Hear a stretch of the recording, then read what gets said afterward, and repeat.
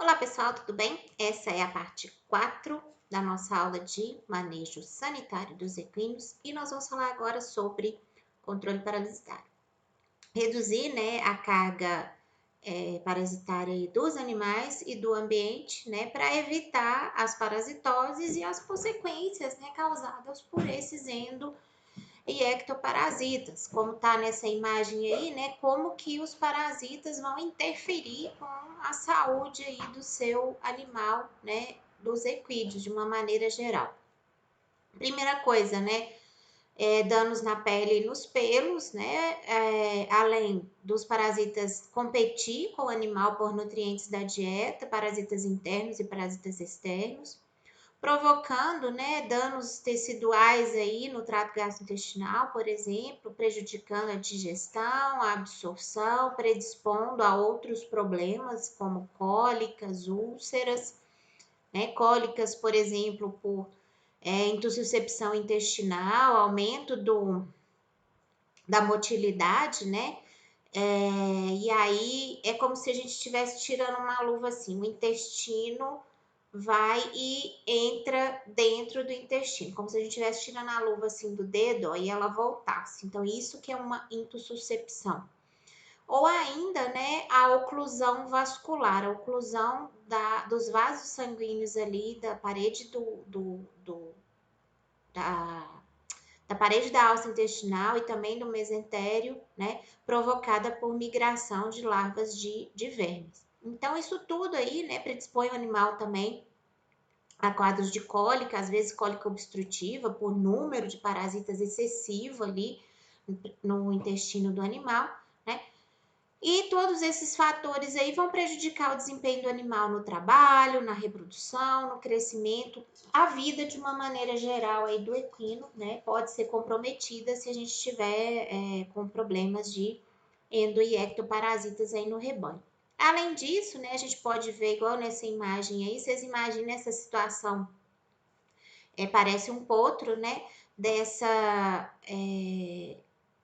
feridas aqui ao redor, né, da cauda do animal, mostrando, né, um dos sintomas de oxiúros, né, porque dá muita coceira aqui na região posterior do animal, na região perineal.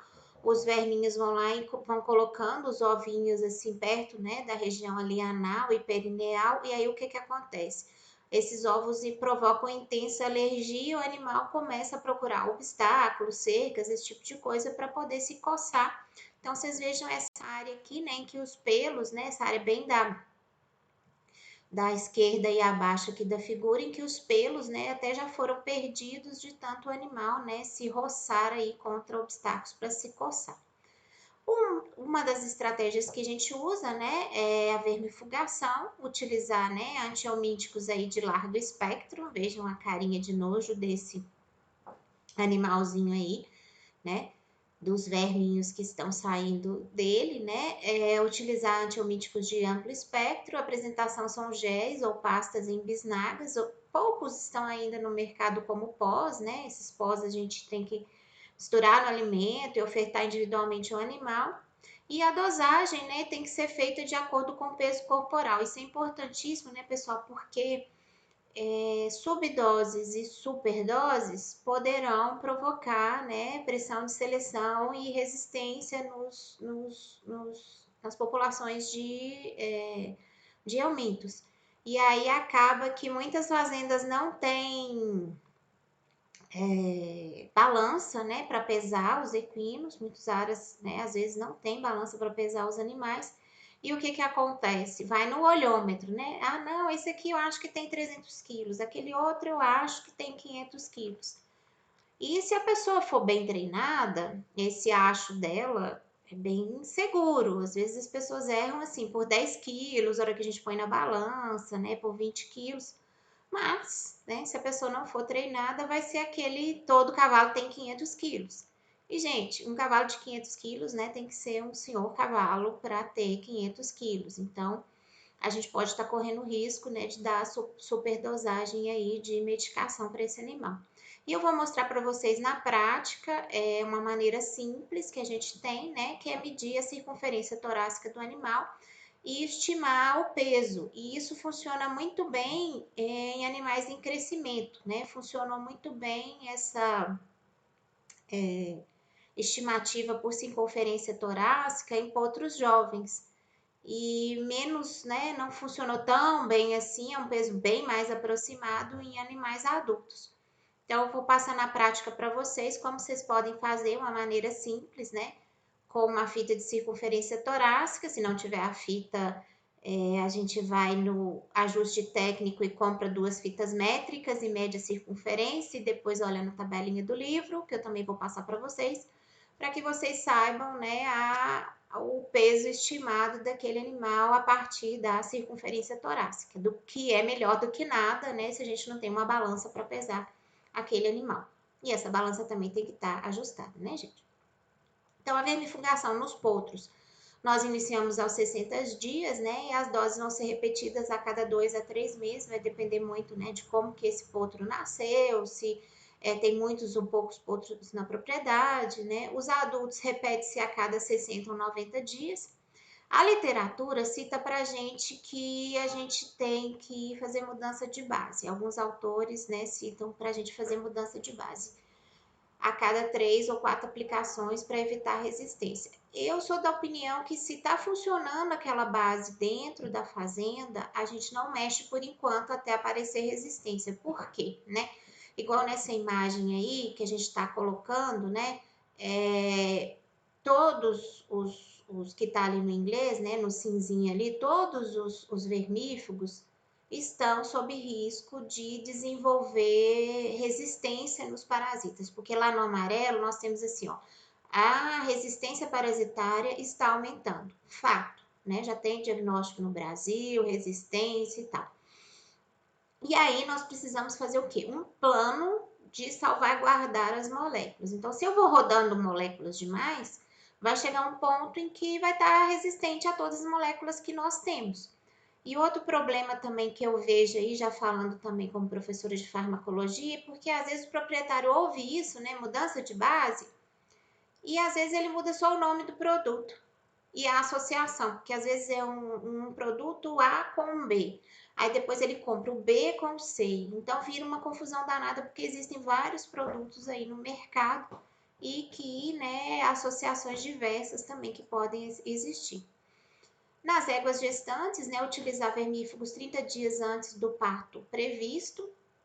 Um alerta que eu faço é nos animais que nunca viram vermífugo na vida, que você olha para a cara dele, né? Deveria fazer o OPG, mas nem sempre é disponível para a gente fazer, né? A contagem de ovos por grama de fezes. Aí não vermifugados há muito tempo, você vai lá e dá a dose total de vermífugo para ele sem saber da carga parasitária. Às vezes aquele animal tem tanto parasita, mas tanto parasita e tá tão magrinho, tá tão ruim de condição, que os próprios parasitas mortos ou de diminuição de motilidade, porque tem muitos vermífugos que funcionam por reduzir a motilidade do parasita e ficar mais fácil do organismo expulsar para o ambiente, pelo movimento peristáltico ali, vai ter tanto, mas vai ter tanto parasita que vai ocluir a luz do intestino. Então, assim, a única justificativa para a gente dar uma dosagem um pouco menor é quando nós estamos em primeira vermifugação daquele animal que, assim, clinicamente a gente olha para ele e ele tem cara de verme. Aquela barrigona, nunca tomou vermífugo na vida, às vezes é animal de trabalho, animal de carroça, né? Nos programas de extensão a gente vê muito isso. Então, a gente dá uma dose menor na primeira dose e repete com 21 dias. Por quê? O que acontece? Tira um pouco dos parasitas, depois tira o outro tanto, né? Porque tem horas que às vezes a gente olha as fezes desses animais assim, depois do efeito do antiparasitário, você fica assustado, né? Parece assim, sabe? Macarrão de tanto verme que tem ali naquele bolo fecal. A vermifugação geralmente é feita, né, com essas bisnagas plásticas aí, a gente fala seringas, mas são, opas, voltou aqui, bisnagas plásticas, né, que vêm graduadas aqui no êmbolo, para a gente, né, colocar a graduação a partir do peso do animal, que a gente faz essa vermifugação. E o jeito certo, né, de fazer essa vermifugação é colocar, né, na lateral, assim, da bochecha do animal internamente, né, aplicar a dose total, né? Vim aqui retirando, né? Para que o medicamento fique, né, em contato com a boca do animal e levante levemente. Porque a hora que a gente levanta assim, ó, né? O queixo do animal, a gente favorece que esse animal venha deglutir esse medicamento. Ou então, imediatamente após da gente levantar o queixo aqui também, que às vezes a gente usa essa estratégia, é dar um pouquinho de ração de concentrado, que o animal come aquilo ali, a gente tem certeza que engoliu. Ainda no mercado, alguns que vêm em pó, né? E aí esse pozinho a gente mistura num pouquinho de concentrado ali. Aí, no caso de misturar no concentrado, é mais fácil quando é o concentrado moído, né? Ou então, assim, só um pouquinho de milho moído, só para dar medicação mesmo. E aí a gente mistura esse pó e o animal come toda aquela quantidade ali de medicamento. Controle de carrapato, especificamente, né? A Amblioma cagenense é o carrapato estrela, roduleiro aí que vocês conhecem da prática aí, muitos de nós já pegou esse carrapato, né? Então, o controle estratégico, né? Fazer banhos carrapaticidas, 5 a 7 banhos em 2 módulos de abril a maio e de agosto a setembro, né? Abril a maio a gente está tentando pegar mais a forma do miquim, né? Que a gente fala, aquele que parece uma pontinha de alfinete marrom, aquele que você entra dentro do mato e a hora que é a oviposição dessa teleógena aqui que virou carrapatinhos, né? Eles falam carrapatinho, miquim ou carrapatinho, que você entra assim, de repente a sua roupa tá se movendo assim. Principalmente se é uma roupa clara, você consegue ver sua roupa se movendo em bloco assim. Significa que você pegou, né, uma massa dessa aqui de carrapatinhos, né, que, né, cada oviposição aí 3.500 a 5.000 ovos, né, que se desses ovos aí uns 70% forem viáveis, você tá aí com uma boa carga de carrapatinhos que você pegou. E o outro módulo, né, de agosto a setembro, a gente tentar pegar a forma, né, de ninfa aí, que é o famoso vermelhinho, né, aquele carrapatinho que a gente pega. Porque o carrapato estrela, o roduleiro, a mamona, que o pessoal fala aí, né, já é a forma adulta que é mais resistente a esses banhos carrapaticidas.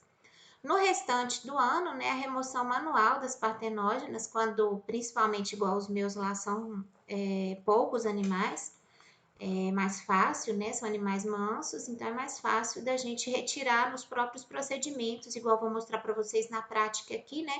Procedimento de rasquear o animal, de escovar, de corte de pelos da crina, pelos da cauda, pelos da orelha, a gente já vai tirando esses carrapatos, né? E vai matando esses carrapatos aí. E também nesses banhos, né, prestar muita atenção em qual produto que está aplicando, porque a mitraz, né, provoca paralisia ileal e, né, desencadeia cólica no equino, então é tóxico para equinos. Então a gente não pode utilizar, né, produtos à base de amitraz como carrapaticida no equino. Aqui nós temos exemplos, né? Opa, pulou tudo, professora.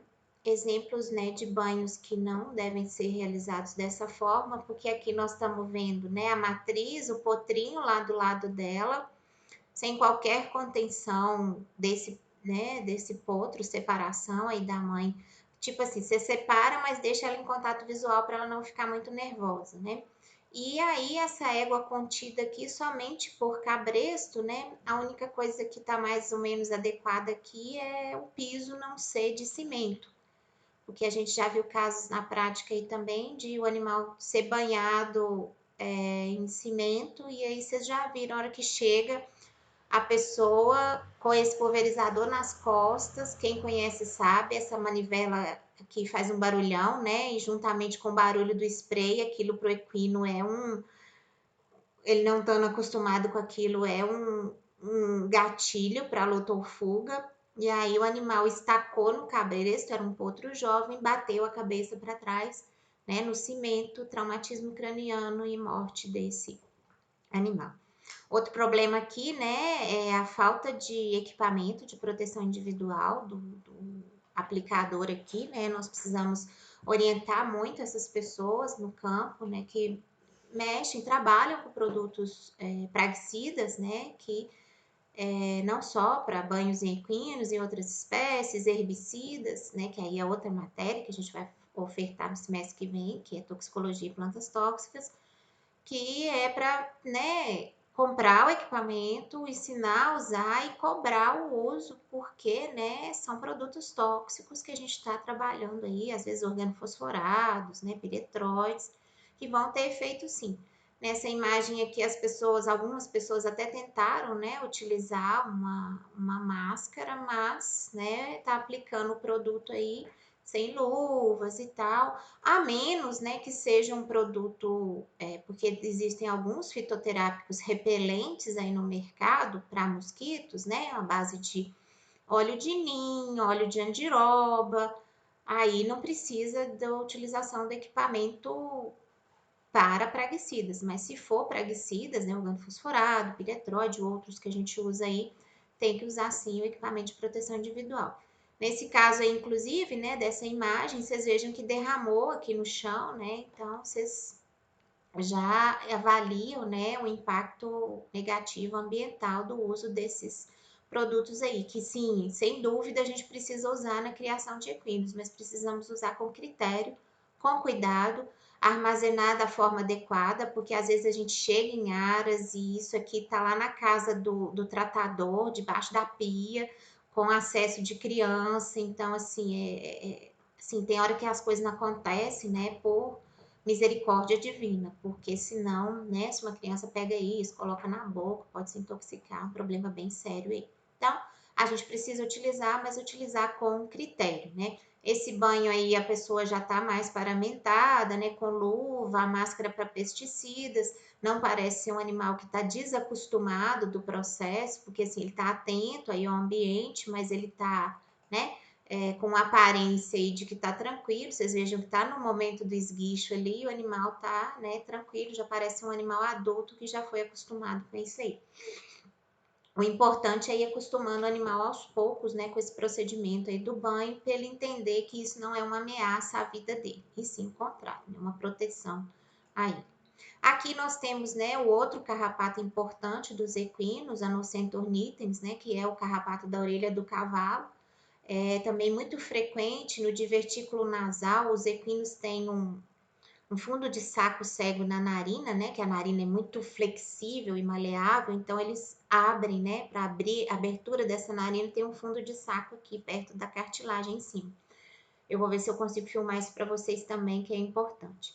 Aí ali ficam alojadas as larvas, né, ninfas e às vezes até adultos mesmo, quando a infestação é muita, desse carrapato da orelha do cavalo. Ele é um carrapato mais amarelado e bem mais molenga, não tem aqueles desenhos, né, na carapaça que o amblioma cagenense tem, tá certo? E assim, pode ser que em grande infestação esses carrapatos estejam também no períneo e a gente já viu também até na crina dos animais, progredindo da orelha para a crina quando tem infestação maciça, né? O controle, né? O controle é o tratamento tópico mensal, né? De acordo com a infestação. E a infestação é essa que vocês estão vendo aqui na imagem, vocês veem, né, aí a orelha do cavalo aberta com esse monte de formas, né, de diversos tamanhos aqui dentro da orelha do animal. E aqui, né, na ponta dessa folha, esse carrapato, né, da orelha dos cavalos aí. É chamado da orelha, mas pode também estar no divertículo nasal, períneo e na crina dos animais, infecções maciças.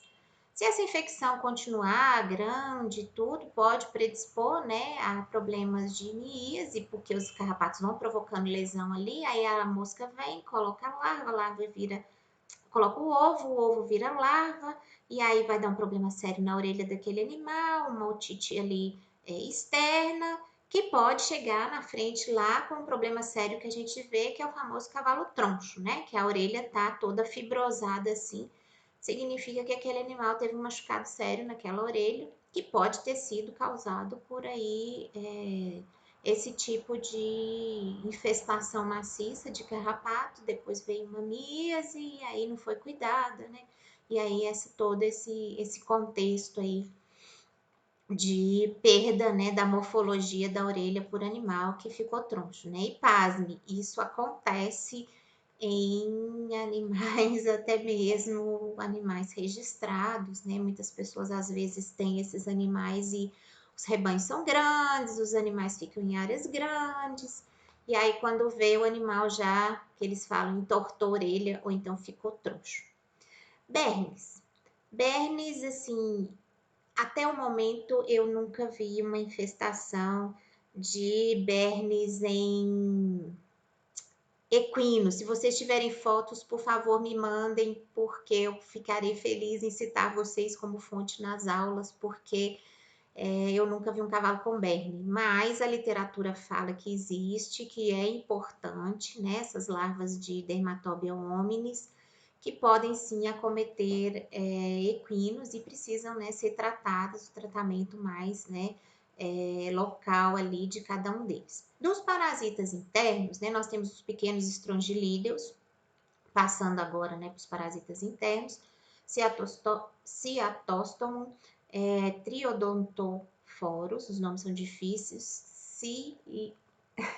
Silicostefanus, difíceis nomes. Os grandes estrongilídeos, né, estrôngilos vulgares, estrôngilos equinos, estrôngilos edentatus, e, né, Parascaris equorum, né, Oxiuris equi, Strongyloides westeri e Anoplocephala perfoliata, ou Anoplocephala, né, que são as anoplocéfalas aí, as tênias dos cavalos, mas isso é o objetivo da disciplina de doenças parasitárias, né, de parasitologia, que vocês já viram lá no quarto período.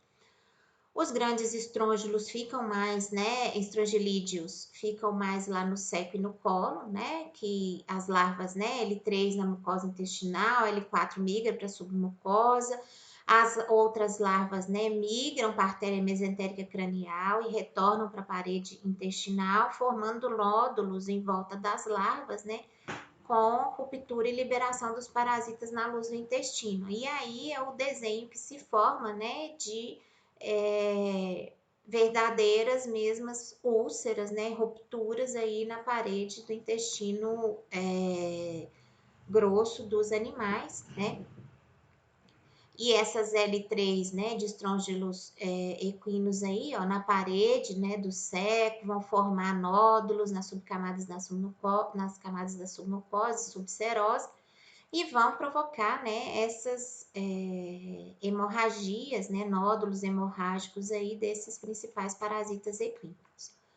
Aqui no manejo sanitário, né, se a gente for falar, né, das medidas de higiene, voltando um pouquinho ao início aqui da nossa conversa, né, sempre pensar em limpeza e desinfecção de equipamentos usados em animais doentes, né, todos os fomites, arreios, utensílios de alimentação, cama, água, alimento, coxo, cabresto, freio, bridão, cerca, sondas, insetos e vários outros aí, roupas das pessoas, né, quem maneja os animais doentes não pode manejar os outros equinos da propriedade sem haver, né, uma troca de roupas e um banho completo antes, né?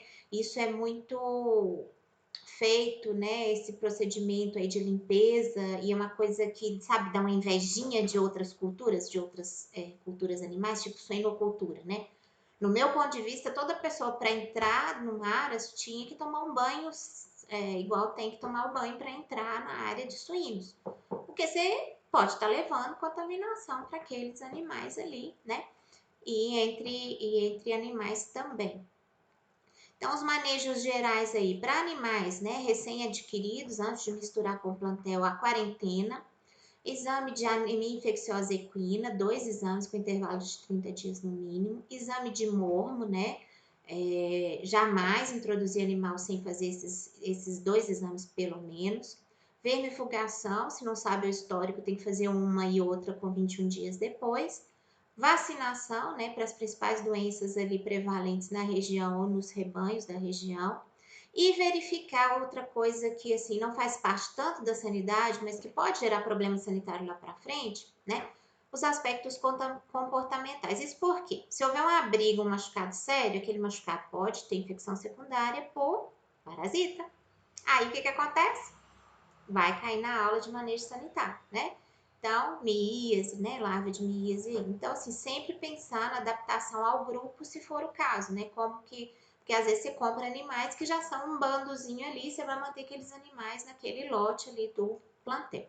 Falar um pouquinho aqui dos cuidados com neonatos. Potros, né? Assim que você direciona o acasalamento, você já está fazendo algum cuidado com o potro. Porque assim, às vezes você tem uma matriz que tem a garupa um pouco derreada, você coloca com um garanhão com a garupa mais retilínea. Você tem uma matriz que é de estatura menor, você coloca com um garanhão maior, quando tem essa oportunidade, ou sêmen de um garanhão maior e por aí vai. Então assim, você já está cuidando do potro, da qualidade do potro, lá antes de fazer aquele potro na barriga. No pós-parto imediato, antisepsia do umbigo, né? Com iodo forte, lá bonitinho, igual a gente já falou. Colostro, o animal tem que mamar o colostro, o animal tem que expelir o mecônio, porque cólicas por retenção de mecônio são comuns, né? Mecônio é aquelas primeiras fezes do feto. E o animal precisa se amamentar naturalmente ali, né? Para que a gente observe se aquele animal, né, tá ficando, que a gente fala lá, barriguinha cheia e peito vazio. Ou seja, como é que você sabe que o potro marmou? Os tetos da égua estão vazios e o potrinho tá lá com a barriguinha cheia, esperto, né?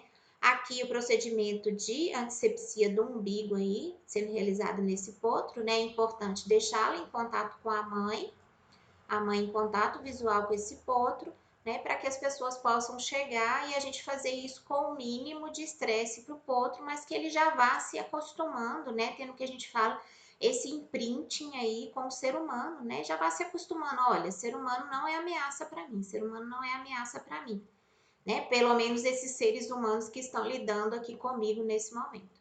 E a contenção é essa aí, né? A gente vai, abraça o pescoço do potro e tenta pegar a cauda, né?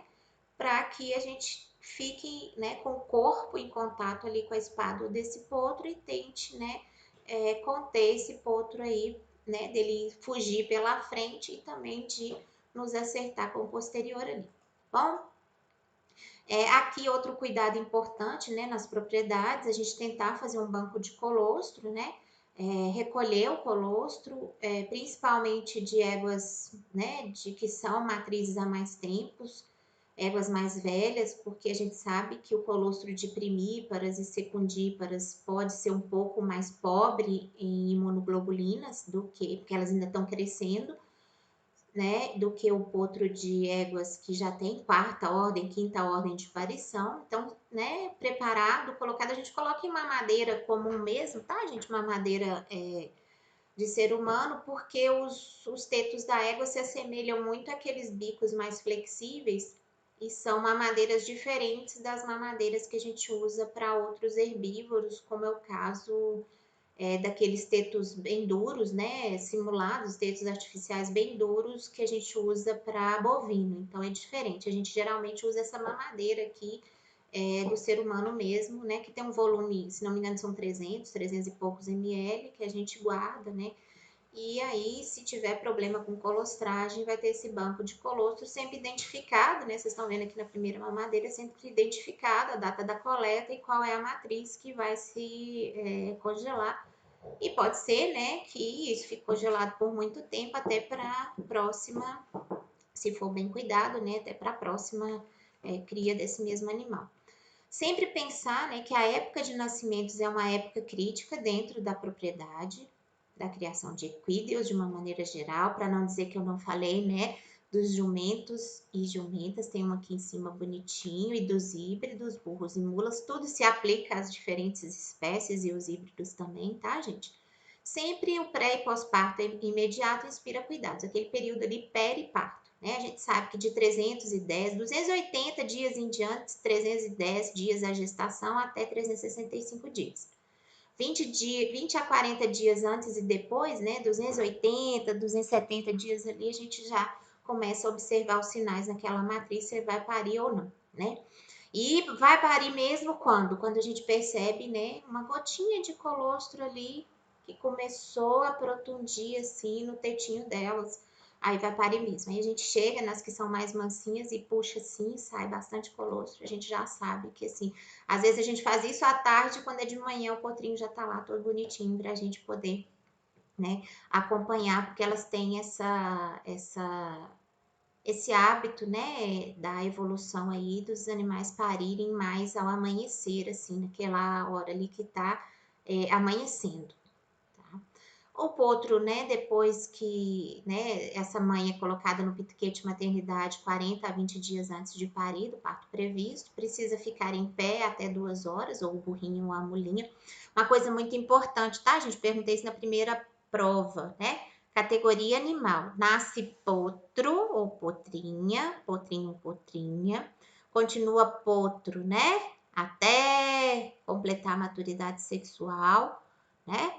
Se depois da maturidade sexual for para reprodução, o macho chama garanhão. Se não for para reprodução, for castrado, vira cavalo, né?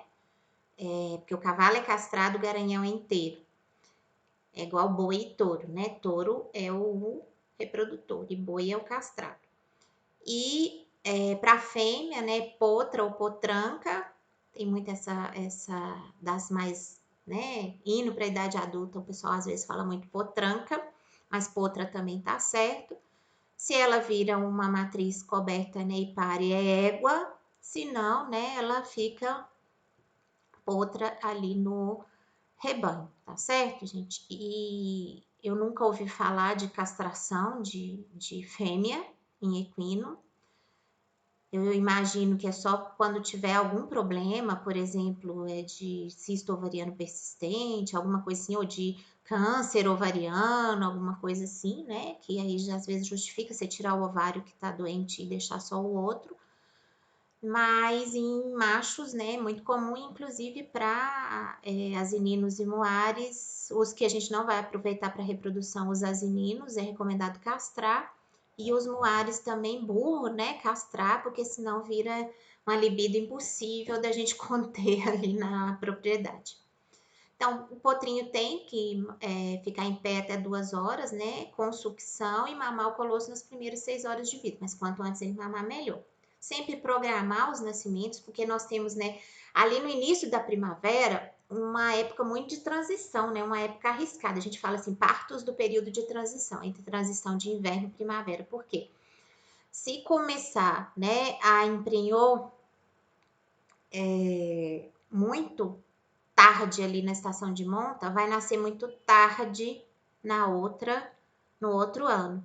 E aí, né, se esse nascimento for programado ali para esse período de transição, pode ser que os animais venham a parir, né, nessa transição aí de inverno para primavera e ainda não tenha, né, alimento suficiente, principalmente se a gente cria mais a pasto, igual é lá na escola. Então, a gente tem que pensar em programar muitos nascimentos.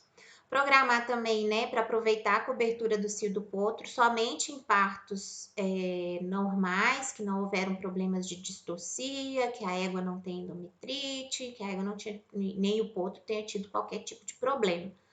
Porque, assim, se já pariu uma égua fraca e tudo, você ainda vai emprenhar no cio do potro, ou tentar emprenhar no cio do potro, é pior, né? Então, a gente espera, né, o segundo ou terceiro cio ali, passar um pouco aquela fase de balanço energético negativo, que toda fêmea mamífera passa, o animal encorpar um pouquinho, né, pegar um pouquinho de carne, e aí a gente começa a cobrir ali 60 dias, 70 dias depois do parto.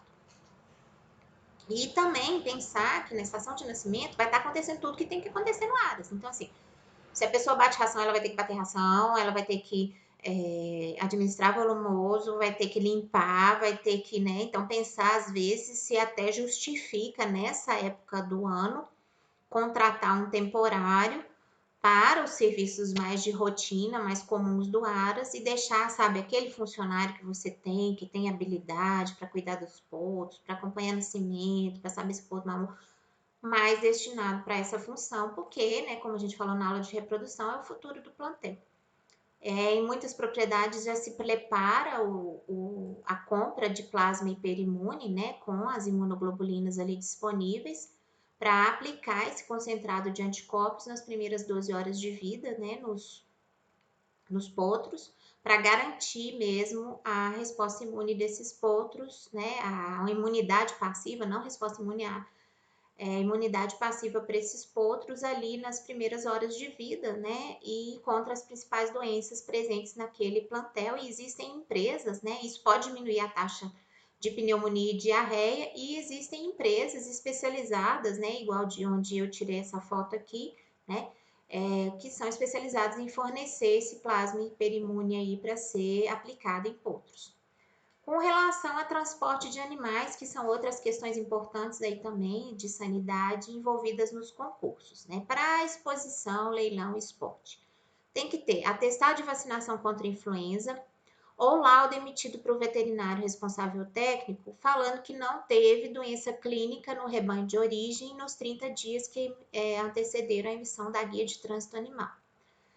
Exame de anemia, né? Laudo negativo contra anemia infecciosa equina original, tá? Feito por laboratório oficial ou credenciado, com validade de 60 dias. Não adianta eu ter feito o exame de anemia 3 meses atrás e querer transportar o cavalo hoje. Tem que ser no máximo até 60 dias. Exame de mormo original também, negativo, né? Também tem validade para 60 dias nesses estados aí que foram listados. Alagoas, Amazonas, Ceará, Maranhão, Minas Gerais, Pará, Paraíba, Pernambuco, Piauí, Rio Grande do Norte, Roraima, São Paulo e Sergipe. Alguns protocolos vacinais, né? Segundo as referências aí, né? Na égua pren, tétano, influenza, encefalomielite, uma dose anual. No potro, né? A partir de 4 meses também dessas 3 doenças aí anual, e no adulto, né, anualmente também. Herpes vírus, né, é 5º e 7º mês da gestação, a partir dos 4 meses nos potros, anualmente, e nos adultos também anual. Raiva, né, anualmente. Raiva, dependendo se tem surto de raiva nas proximidades, a gente pode dar 2 doses anuais, reforço a cada 6 meses. Dependendo da ocorrência de casos, tá, gente? Isso aí é a critério do médico veterinário. Garrotilho, né, a cada 6 meses ali. Aqui eu deixo vários outros protocolos aí que estão na literatura para vocês podem ver o vídeo com mais vagar. Também tem a referência aí de onde eu tirei, né, esses protocolos aí, porque variam, né, de autor para autor e de produto para produto também. Então, a gente tem, né, esses protocolos diferenciados aí conforme as categorias animais. Fechando o nosso assunto aqui de manejo sanitário. Sempre pensar na higiene geral, instalações, pessoas, animais, né? Igual a gente falou lá na aula de instalação, locais separados para medicamentos, esse tipo de coisa, né?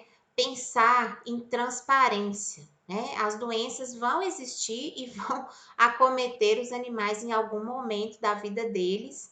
Então, assim, é uma das marcas dos bons aras também é ser transparentes. Olha, aconteceu a doença, nós fizemos isso e isso, resolveu ou não resolveu. E pensar, né, sempre no foco na saúde animal, igual eu falei. Se a doença é a pontinha do iceberg que fica lá do lado de fora da água, vamos pensar em manter 98% do rebanho sadio, 99% do rebanho sadio. E caso, né, aconteça, mesmo você tendo todos esses protocolos que a gente acabou de discutir aqui, programa de vacinação, programa de controle de endo e ectoparasitas, acontecer algum problema, não tarde em procurar ajuda, porque quanto mais cedo, geralmente via de regra, quanto mais cedo a gente atua nas doenças, né, igual eu coloquei aí, mais chances a gente tem de ter menor prejuízo com aquela doença. Porque a gente manter a saúde do cavalo, dos equídeos de uma maneira geral, dos burros, mulas, jumentos, jumentas, é uma das práticas relacionadas ao bem-estar. Então, assim, o animal precisa estar sadio, livre de estresses, incluindo o estresse alimentar, né, da falta de alimentos, e desempenhar, né, as funções normais da espécie, os comportamentos normais da espécie, é aquilo que a gente falou, né? Arrancar capim do chão, ser bem cuidado, ter amiguinhos e andar longas distâncias. Então, isso tudo a gente precisa para manter o bem-estar dos cavalos. Então, não achem que porque aqui a gente está falando de um tanto de doença, a gente não está indo nessa linha aí do bem-estar dos animais. Aqui são algumas referências, né, que a gente pegou dos links aí, fora os links que estão abaixo de cada imagem que a gente pegou. E, né, aqui a gente termina o nosso curso teórico de equidiocultura. Foi uma alegria trabalhar com vocês nesse formato remoto, infelizmente, né, pelo momento pandêmico que a gente está vivendo. Mas é sempre assim, né? Eu espero do fundo do meu coração que essas aulas tenham sido de alguma valia para vocês, né? Porque para mim, vocês são muito importantes no meu dia a dia. Então, assim, eu não sei como que eu preencheria, né, esses dias de isolamento se eu não pensasse em vocês o tempo todo, em cada um de vocês aí, meus alunos, que são muito importantes para mim, né? E aqui nessa imagem, né, você sabe que você ama cavalos quando você olha um campo de golfe, né, e pensa que isso daria um excelente pasto, né? Porque aqueles campos de golfe verdinhos assim, aí de repente tem aquele laguinho, tem a caixinha de areia para o cavalo rolar, então assim, a gente só pensa assim, o campo de golfe seria um excelente pasto. E é com essa mensagem de otimismo, de assim, preocupação, mas de otimismo, que a gente termina o nosso curso aqui. Eu espero ver vocês nas aulas práticas, nas dúvidas, e a gente se encontra em outras disciplinas no futuro. Tchau, tchau, um abraço para vocês. Quem for fazer TCC1 comigo no nono, sejam bem-vindos, nós nos encontramos. Tchau, tchau.